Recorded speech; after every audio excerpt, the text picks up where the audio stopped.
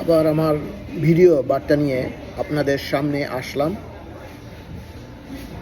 কিছু কথা বলার জন্য।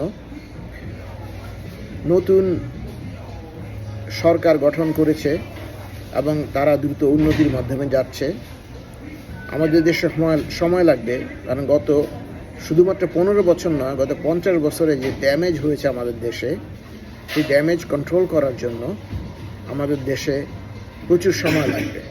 তাছাড়া ভারত আমাদের দেশে পানি ছেড়ে দিয়ে আমাদেরকে ডুবিয়ে মারা যে চক্রান্ত করেছে জাতির এরকম একটা ক্রান্তি লগ্নে, সেটা খুবই দুর্ভাগ্যের ব্যাপার। এই জন্য আমি জনগণকে অনুরোধ করব, আপনারা সবাই ধৈর্য ধরেন। এখনই সভা সমাবেশ করার দরকার নেই, এখনই সেক্রেটারিয়েট ঘেরাও করার দরকার নেই, এখনই অশুভ তৎপরতা শুরু করার প্রয়োজন নেই।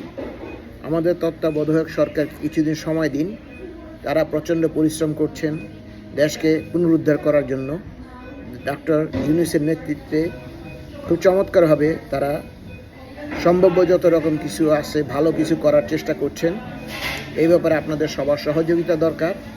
আপনারা অধৈর্য হয়ে এত তাড়াতাড়ি হাহাকার শুরু করবেন না, ধৈর্য ধরুন, একটা বছর সময় দিন ওনাদেরকে, তারপর দেখেন কি হয়। এই বলে আমি আমার বক্তব্য সময় শেষ করলাম।